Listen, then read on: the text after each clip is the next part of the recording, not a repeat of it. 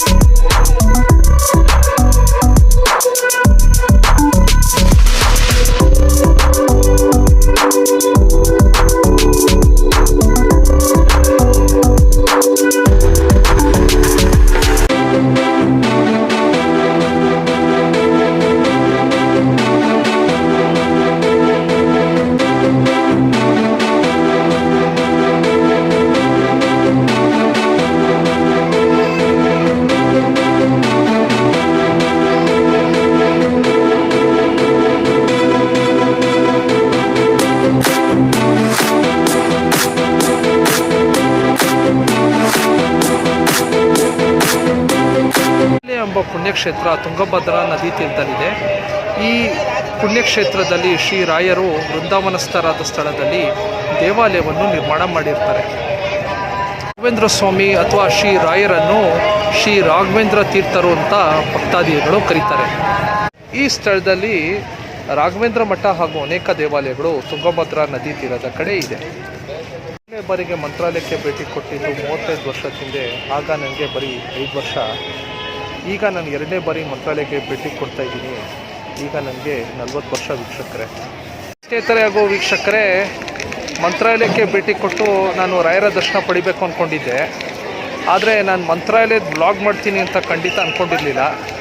ಇವತ್ತು ನಾನು ಮಂತ್ರಾಲಯದ ಬ್ಲಾಗ್ ಮಾಡ್ತಾಯಿದ್ದೀನಿ.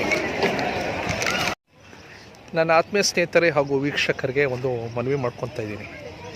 ಏನು ಆ ಮನವಿ ಅಂದರೆ, ನನ್ನ ಯೂಟ್ಯೂಬ್ ಚಾನಲ್ ಆದ ಟ್ರಾವೆಲ್ ವರ್ಲ್ಡ್ ಪ್ರದೀಪ್ನ ಎಷ್ಟೋ ವಿಡಿಯೋಗಳಿಗೆ ನೀವು ಲೈಕ್ ಆ್ಯಂಡ್ ಶೇರ್ ಮಾಡೋ ಜೊತೆಗೆ ಚಾನಲ್ ಸಬ್ಸ್ಕ್ರೈಬ್ ಮಾಡೋದನ್ನು ಖಂಡಿತ ಮರಿಬೇಡಿ.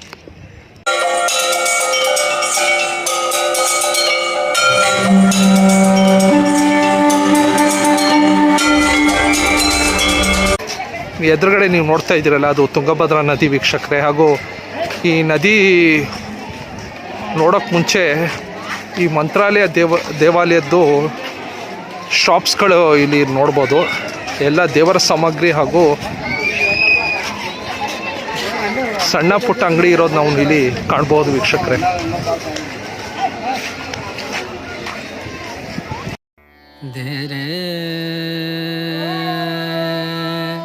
ಸ್ನೇಹಿತರೆ ಹಾಗೂ ವೀಕ್ಷಕರೇ, ತುಂಗಭದ್ರಾ ನದಿ ನಮ್ಮ ರಾಜ್ಯವನ್ನು ದಾಟಿ ಆಂಧ್ರ ಪ್ರದೇಶ ರಾಜ್ಯವನ್ನು ಪ್ರವೇಶಿಸುತ್ತೆ. ಆಂಧ್ರ ಪ್ರದೇಶ ರಾಜ್ಯವನ್ನು ಪ್ರವೇಶಿಸಿದ ನಂತರ ತುಂಗಭದ್ರಾ ನದಿ ತೀರದ ಮೊಟ್ಟ ಮೊದಲ ಹಾಗೂ ಪ್ರಮುಖ ಊರೇ ಮಂತ್ರಾಲಯ ವೀಕ್ಷಕರೇ. ನನ್ನ ಆತ್ಮೀಯ ಸ್ನೇಹಿತರೆ ವೀಕ್ಷಕರೇ, ಇಲ್ಲಿ ನೋಡ್ತಾ ಇದ್ದೀರಲ್ಲ, ನದಿ ತೀರದಲ್ಲಿ ಇಷ್ಟೊಂದು ತ್ಯಾಜ್ಯ ಇರೋದು ನಾವು ನೋಡ್ತಿದ್ದೀರಲ್ಲ. ನೋಡೋಕ್ಕೆ ಎಷ್ಟೊಂದು ಬೇಜಾರಾಗುತ್ತೆ.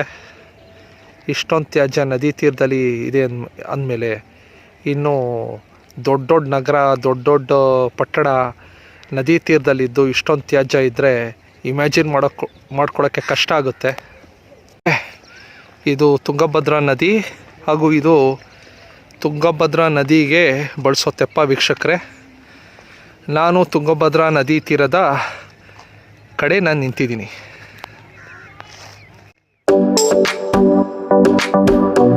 ಹಾಗೂ ಇಲ್ಲಿ ಮಂತ್ರಾಲಯದ ಹೋಟೆಲ್ಗಳು ವೀಕ್ಷಕರೇ ಕಟ್ಟಿರೋದು. ಒಂದು ಹೊಸ್ದಾಗಿ ಕಟ್ತಾ ಇದ್ದಾರೆ, ಇನ್ನೂ ಒಂದಷ್ಟು ಹೋಟೆಲ್ಗಳು ಇರೋದನ್ನು ನಾವು ನೋಡ್ಬೋದು. ಇನ್ನೊಂದು ಹೋಟ್ಲು ಕನ್ಸ್ಟ್ರಕ್ಷನಲ್ಲಿದೆ. ಹಾಗೂ ಇಲ್ಲಿ ಹಿಂದೆ ನೋಡ್ತಾ ಇದ್ದೀರಲ್ಲ, ಇದು ಮಂತ್ರಾಲಯದ ಶ್ರೀ ರಾಘವೇಂದ್ರ ಸ್ವಾಮಿಯ ದೇವಾಲಯ ವೀಕ್ಷಕರೇ. ಹಾಗೂ ಇಲ್ಲೊಂದು ಎರಡು ಚಿಕ್ಕ ದೇವಾಲಯಗಳನ್ನ ಇಲ್ಲಿ ನೀವು ನೋಡ್ಬೋದು.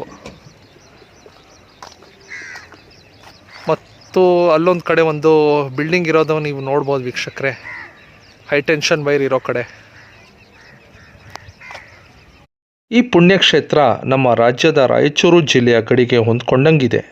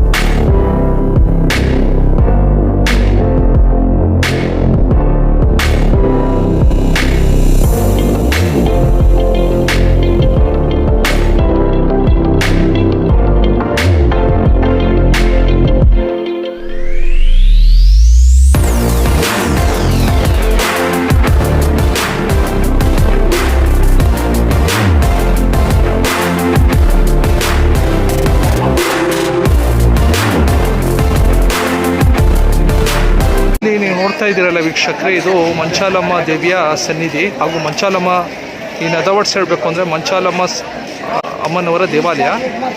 ಈ ಮಂಚಾಲಮ್ಮ ಅಮ್ಮನವರ ದೇವಾಲಯ ಶ್ರೀ ಗುರು ರಾಘವೇಂದ್ರ ಸ್ವಾಮಿಯವರು ವೃಂದಾವನಸ್ಥರಾದ ದೇವಾಲಯಕ್ಕೆ ಹೊಂದ್ಕೊಂಡಂಗಿದೆ. ಶ್ರೀ ರಾಘವೇಂದ್ರ ಸ್ವಾಮಿಯವರು 17ನೇ ಶತಮಾನದಲ್ಲಿ ಜೀವಿಸಿದ ಮಹಾನ್ ಸಂತರು. ಶ್ರೀ ರಾಘವೇಂದ್ರ ಸ್ವಾಮಿಯವರು ಶಿರಡಿ ಸಾಯಿಬಾಬಾ ಥರ ದೇವತೆಯ ಪಟ್ಟಕ್ಕೆ ಏರಿ ಸಾಕಷ್ಟು ಭಕ್ತಾದಿಗಳನ್ನು ಹೊಂದಿದ್ದಾರೆ ಹಾಗೂ ಸಾಕಷ್ಟು ಭಕ್ತರನ್ನು ಆಶೀರ್ವದಿಸಿದ್ದಾರೆ.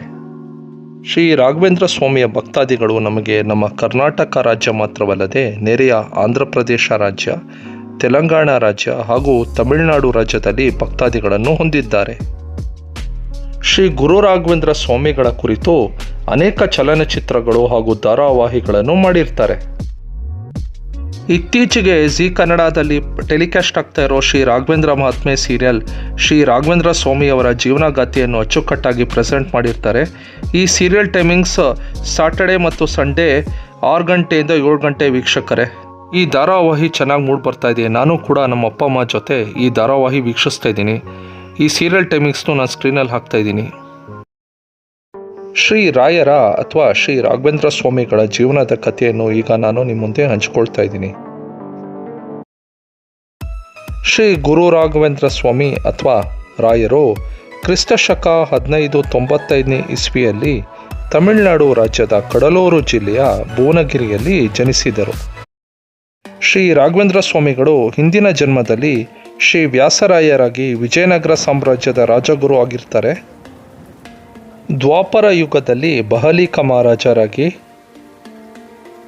ಸತ್ಯಯುಗದಲ್ಲಿ ಪ್ರಹ್ಲಾದನಾಗಿ ಜನಿಸಿದರು. ಶ್ರೀ ರಾಯರು ತಮಿಳುನಾಡು ರಾಜ್ಯದ ಭುವನಗಿರಿ ಎಂಬ ಸ್ಥಳದಲ್ಲಿ ಕನ್ನಡ ಭಾಷಿಕರಾದ ಮಧ್ವ ಬ್ರಾಹ್ಮಣ ಕುಟುಂಬದಲ್ಲಿ ಜನ್ಮವನ್ನು ತಾಳುತ್ತಾರೆ. ಶ್ರೀ ರಾಯರ ಮುತ್ತಾತ ಶ್ರೀ ಕೃಷ್ಣ ಭಟ್ಟರು ವಿಜಯನಗರ ಸಾಮ್ರಾಜ್ಯದ ಪ್ರಖ್ಯಾತ ಅರಸರಾದ ಶ್ರೀ ಕೃಷ್ಣದೇವರಾಯರ ಗುರುಗಳಾಗಿರುತ್ತಾರೆ. ತಾತ ಶ್ರೀ ಕನಕಾಚಲ ಭಟ್ಟರು ಮತ್ತು ತಂದೆ ತಿಮ್ಮಣ್ಣ ಭಟ್ಟರು ಅಥವಾ ತಿಮ್ಮಣ್ಣಾಚಾರ್ಯರು ನಿಪುಣ ವಿದ್ವಾಂಸ ಹಾಗೂ ಸಂಗೀತಗಾರರಾಗಿರುತ್ತಾರೆ. ಶ್ರೀ ರಾಘವೇಂದ್ರ ಸ್ವಾಮಿಗಳ ಮೂಲ ಹೆಸರು ಬಂದು ವೆಂಕಟನಾಥ. ವೆಂಕಟನಾಥ ಅಥವಾ ರಾಯರಿಗೆ ಒಬ್ಬ ಅಣ್ಣ ಹಾಗೂ ಅಕ್ಕ ಇರುತ್ತಾರೆ. ಅಣ್ಣನ ಹೆಸರು ಗುರುರಾಜ ಹಾಗೂ ಅಕ್ಕನ ಹೆಸರು ವೆಂಕಟಾಂಬ. ಶ್ರೀ ರಾಯರು ಪೂರ್ವಾಶ್ರಮದ ಸಮಯದಲ್ಲಿ ಸರಸ್ವತಿ ಎಂಬಾಕೆಯೊಂದಿಗೆ ವಿವಾಹವಾಗಿರುತ್ತಾರೆ. ಕ್ರಿಸ್ತಶಕ 1624ನೇ ಇಸ್ವಿಯಲ್ಲಿ ಶ್ರೀ ರಾಘವೇಂದ್ರ ತೀರ್ಥರು ಅಥವಾ ಶ್ರೀ ರಾಘವೇಂದ್ರ ಸ್ವಾಮಿಗಳು ತಮಿಳುನಾಡುವಿನ ಕುಂಭಕೋಣ ಮಠದ ಮಠಾಧಿಪತಿಯಾಗುತ್ತಾರೆ. ಕುಂಭಕೋಣ ಮಠವನ್ನು ವಿಜೇಂದ್ರ ಮಠ ಅಥವಾ ದಕ್ಷಿಣಾದಿ ಮಠ ಅಂತ ಕರೀತಾ ಇದ್ರು. ಕಾಲಾನಂತರ ಈ ಮಠವನ್ನು ಶ್ರೀ ಮಂತ್ರಾಲಯ ರಾಘವೇಂದ್ರ ಸ್ವಾಮಿಯ ಮಠವಾಗಿ ಪ್ರಖ್ಯಾತಿಯನ್ನು ಪಡೆಯಿತು. ಶ್ರೀ ಗುರು ರಾಘವೇಂದ್ರ ಸ್ವಾಮಿಗಳು 1671ನೇ ಇಸ್ವಿಯಲ್ಲಿ ಆಂಧ್ರ ಪ್ರದೇಶದ ಕರ್ನೂಲು ಜಿಲ್ಲೆಯ ಅದೋನಿ ತಾಲೂಕಿನ ತುಂಗಭದ್ರಾ ನದಿ ತೀರದ ಮಂತ್ರಾಲಯ ಎಂಬ ಗ್ರಾಮದಲ್ಲಿ ವೃಂದಾವನಸ್ಥರಾದರು. ಶ್ರೀ ಗುರು ರಾಘವೇಂದ್ರ ಸ್ವಾಮಿಗಳು ಮಂತ್ರಾಲಯದಲ್ಲಿ ನೆಲೆಸಲು ಪ್ರಮುಖ ಕಾರಣವೇನು ಎಂಬುದನ್ನು ನಾನು ನಿಮ್ಮ ಮುಂದೆ ಹಂಚಿಕೊಳ್ತಾ ಇದ್ದೀನಿ. ಕ್ರಿಸ್ತಶಕ 1624ನೇ ಇಸ್ವಿಯಲ್ಲಿ ಶ್ರೀ ಗುರುರಾಯರು ಅಥವಾ ಶ್ರೀ ಗುರು ರಾಘವೇಂದ್ರ ಸ್ವಾಮಿಗಳು ಕುಂಭಕೋಣ ಮಠದ ಮಠಾಧಿಪತಿಗಳಾದ ಮೇಲೆ ಕುಂಭಕೋಣದಲ್ಲಿ ಸ್ವಲ್ಪ ದಿನ ಇದ್ದು ತೀರ್ಥಯಾತ್ರೆಗೆ ರಾಮೇಶ್ವರ, ಶ್ರೀರಂಗಂ ಮತ್ತು ಮಥುರಾಗೆ ಹೋಗಿರುತ್ತಾರೆ. ತಮ್ಮ ಮಧ್ವಮತ ಹಾಗೂ ದ್ವೈತ ಸಿದ್ಧಾಂತವನ್ನು ಪ್ರತಿಪಾದನೆಯನ್ನು ಮಾಡಿರುತ್ತಾರೆ. ಕರಾವಳಿ ಕರ್ನಾಟಕದ ಉಡುಪಿ ಪುಣ್ಯಕ್ಷೇತ್ರಕ್ಕೆ ಭೇಟಿ ಕೊಟ್ಟ ಶ್ರೀ ರಾಘವೇಂದ್ರ ಸ್ವಾಮಿಗಳು ಇಂದೂ ಎನಗೆ ಗೋವಿಂದ ನಿನ್ನೆಯ ಪಾದಾರವಿಂದ ತೋರೋ ಮುಕುಂದ ಎಂಬ ಕೃತಿಯನ್ನು ರಚಿಸಿದರು. ಈ ಕೃತಿಯನ್ನು ಸ್ತುತಿಸಿ ಹಾಡನ್ನು ಶ್ರೀಕೃಷ್ಣನ ಎದುರುಗಡೆ ನಿಂತು ಶ್ರೀ ರಾಘವೇಂದ್ರ ಸ್ವಾಮಿಗಳು ಹಾಡಿರುತ್ತಾರೆ. ಶ್ರೀ ಗುರುರಾಯರು ಹೋದ ಸ್ಥಳಗಳಲ್ಲಿ ತಮ್ಮ ಪವಾಡಗಳನ್ನು ತೋರಿಸಿ ಕೊನೆಗೆ ನೆಲೆಸಿದ್ದು ಆಂಧ್ರ ಪ್ರದೇಶದ ಕರ್ನೂಲು ಜಿಲ್ಲೆಯಲ್ಲಿರುವ ಮಂತ್ರಾಲಯದಲ್ಲಿ. ಇಲ್ಲಿ ನೀವು ನೋಡ್ತಾ ಇರೋದು ಮಂತ್ರಾಲಯ ಗ್ರಾಮ ದೇವತೆಯಾದ ಮಂಚಾಲಮ್ಮ ದೇವಿಯ ದೇವಾಲಯ. ಮಂತ್ರಾಲಯ ಎಂಬ ಪುಣ್ಯಕ್ಷೇತ್ರವನ್ನು ಮಂಚಾಲೆ ಗ್ರಾಮ ಅಂತ ಜನರು ಕರೀತಾ ಇದ್ರು. ಮಂಚಾಲೆಯ ಗ್ರಾಮ ದೇವತೆ ಮಂಚಾಲಮ್ಮ ದೇವಿ. ಮಂಚಾಲಮ್ಮ ದೇವಿ ಪಾರ್ವತಿ ದೇವಿಯ ಅಂಶ ಅಂತ ಇಲ್ಲಿ ನೆಲೆಸಿರುವ ಜನರ ನಂಬಿಕೆ. ಶ್ರೀ ಗುರು ರಾಘವೇಂದ್ರ ಸ್ವಾಮಿಗಳು ಈ ಸ್ಥಳಕ್ಕೆ ಬಂದು ಮಂಚಾಲಮ್ಮ ದೇವಿಯ ಅನುಮತಿಯನ್ನು ಪಡೆದು ಇಲ್ಲಿ ರಾಯರು ವೃಂದಾವನಸ್ಥರಾದರು. ರಾಯರು ವೃಂದಾವನಸ್ಥರಾದ ಮೇಲೆ ಮಂಚಾಲೆ ಗ್ರಾಮ ಮಂತ್ರಾಲಯವೆನಿಸಿಕೊಂಡಿತು. ಒಮ್ಮೆ ಗುರುರಾಯರು ಅದೋನಿಗೆ ಬರುತ್ತಾರೆ. ಅದೋನಿಯ ದಿವಾನರಾದ ದಿವಾನ್ ವೆಂಕಣ್ಣನವರು ಶ್ರೀ ಗುರುರಾಯರ ಭಕ್ತರಾಗಿರುತ್ತಾರೆ. ಶ್ರೀ ಗುರುರಾಯರು ದಿವಾನ್ ವೆಂಕಣ್ಣನವರ ಮುಖಾಂತರ ಅದೋನಿಯ ನವಾಬರಾದ ಸಿದ್ದಿ ಮಸೂದ್ ಖಾನ್ ರವರನ್ನು ಭೇಟಿಯಾಗುತ್ತಾರೆ. ಸಿದ್ದಿ ಮಸೂದ್ ಖಾನ್ ಯಾವ ಹಿಂದೂ ಸಂತರನ್ನು ನಂಬುತ್ತಿರಲಿಲ್ಲ. ರಾಯರನ್ನು ಪರೀಕ್ಷಿಸಲೆಂದೇ ಸಿದ್ದಿ ಮಸೂದ್ ಖಾನ್ ತಟ್ಟೆಯಲ್ಲಿ ತುಂಬ ಮಾಂಸವನ್ನು ತುಂಬಿ ಅದರ ಮೇಲೆ ಬಟ್ಟೆಯನ್ನು ಹಾಕಿ ರಾಯರಿಗೆ ತಮ್ಮ ಪ್ರೀತಿಯ ಕಾಣಿಕೆಯನ್ನು ಸ್ವೀಕರಿಸುವುದಾಗಿ ಎಂದು ಹೇಳಿ ತಟ್ಟೆಯನ್ನು ಶ್ರೀ ಗುರು ರಾಘವೇಂದ್ರ ಸ್ವಾಮಿಗಳಿಗೆ ಅರ್ಪಿಸುತ್ತಾರೆ. ಆಗ ಶ್ರೀ ಗುರು ರಾಘವೇಂದ್ರ ಸ್ವಾಮಿಗಳು ಮುಗುಳ್ನಗುತ್ತಾ ತಮ್ಮ ಕಮಂಡಲದಲ್ಲಿರುವ ತೀರ್ಥವನ್ನು ಬಟ್ಟೆ ಹೊದಿಸಿದ ತಟ್ಟೆ ಮೇಲೆ ಪ್ರೋಕ್ಷಣೆ ಮಾಡಿದ ಮೇಲೆ ತಟ್ಟೆಯಲ್ಲಿದ್ದ ಮಾಂಸವು ಫಲಪುಷ್ಪಗಳಾಗಿ ಮಾರ್ಪಡಿಸುತ್ತಾರೆ. ಶ್ರೀ ರಾಯರ ಮಹಿಮೆಯನ್ನು ತಿಳಿದ ಅದೋನಿಯ ನವಾಬ ತನ್ನ ತಪ್ಪಿನ ಅರಿವಾಗಿ ತಾನು ಮಾಡಿದ ಅಪರಾಧವನ್ನು ಪರಿಹರಿಸಿಕೊಳ್ಳಲು ತಮ್ಮಿಂದ ಏನಾದರೂ ಬೇಕೇ ಅಂತ ರಾಯರಿಂದ ಬೇಡಿಕೊಳ್ಳುತ್ತಾರೆ. ಆಗ ಶ್ರೀ ಗುರು ರಾಘವೇಂದ್ರ ಸ್ವಾಮಿಗಳು ನವಾಬರಿಂದ ತುಂಗಭದ್ರಾ ನದಿ ತೀರದಲ್ಲಿರುವ ಮಂಚಾಲೆ ಎಂಬ ಗ್ರಾಮವನ್ನು ದತ್ತು ಪಡೆದುಕೊಳ್ಳುತ್ತಾರೆ. 1671ನೇ ಇಸ್ವಿ ಶ್ರಾವಣ ಮಾಸ ಕೃಷ್ಣ ಪಕ್ಷ 2ನೇ ಗುರುವಾರದಂದು ಶ್ರೀ ಗುರುರಾಯರು ವೃಂದಾವನಸ್ಥರಾದರು. ಶ್ರೀ ಗುರುರಾಯರು ವೃಂದಾವನಸ್ಥರಾಗುವ ಮುನ್ನ ತಮ್ಮ ಶಿಷ್ಯಂದಿರನ್ನು ಉದ್ದೇಶಿಸಿ ತಾವು 700 ವರ್ಷಗಳ ಕಾಲ ಸುಶರೀರದೊಂದಿಗೆ ವೃಂದಾವನದಲ್ಲಿತ್ತುಕೊಂಡು ಭಕ್ತರ ಸಂಕಷ್ಟವನ್ನು ಪರಿಹರಿಸುವುದಾಗಿ ಮಾತನ್ನು ಕೊಟ್ಟರು. ಅದೇ ನಂಬಿಕೆ ರಾಯರ ಭಕ್ತರಲ್ಲಿ ಈಗಲೂ ಕೂಡ ಇದೆ.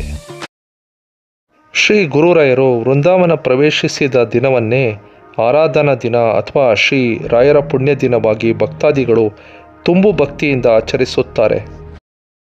ಬ್ರಿಟಿಷರ ಕಾಲಾವಧಿಯಲ್ಲಿ ಸರ್ ಥಾಮಸ್ ಮನ್ರೋ 1800ನೇ ಇಸ್ವಿಯಲ್ಲಿ ಬಳ್ಳಾರಿ ಜಿಲ್ಲೆಯ ಕಲೆಕ್ಟರ್ ಆಗಿ ನೇಮಕಗೊಂಡಾಗ ಮಂತ್ರಾಲಯದ ದೇವಾಲಯವನ್ನು ಸರ್ಕಾರದ ಅಧೀನಕ್ಕೆ ಒಳಪಡಿಸಲು ಬ್ರಿಟಿಷ್ ಸರ್ಕಾರ ಆದೇಶಿಸಿದಾಗ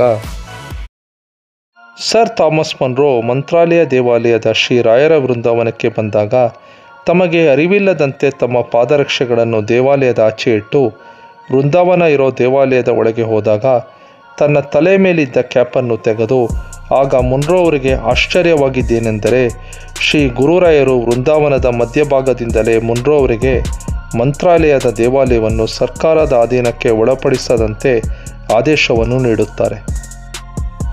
ಆಶ್ಚರ್ಯ ಮತ್ತು ದಿಗ್ಭ್ರಮೆ ಮೂಡಿಸುವ ವಿಷಯವೇನೆಂದರೆ ಶ್ರೀ ಗುರುರಾಯರು ಸರ್ ಮನ್ರೋ ಅವರ ಜೊತೆ ಇಂಗ್ಲಿಷ್ನಲ್ಲಿ ಸಂಬೋಧಿಸುತ್ತಿದ್ದರು. ಈ ಒಂದು ಘಟನೆಯನ್ನು ಸರ್ ಥಾಮಸ್ ಮನ್ರೋ ಮಡ್ರಾಸ್ ಪ್ರೆಸಿಡೆನ್ಸಿಯಲ್ಲಿರುವ ಉನ್ನತ ಅಧಿಕಾರಿಗಳಿಗೆ ಉದ್ದೇಶಿಸಿ ದೇವಾಲಯವನ್ನು ಬ್ರಿಟಿಷ್ ಸರ್ಕಾರದ ಅಧೀನಕ್ಕೆ ಒಳಪಡಿಸದಂತೆ ಹೇಳುತ್ತಾರೆ.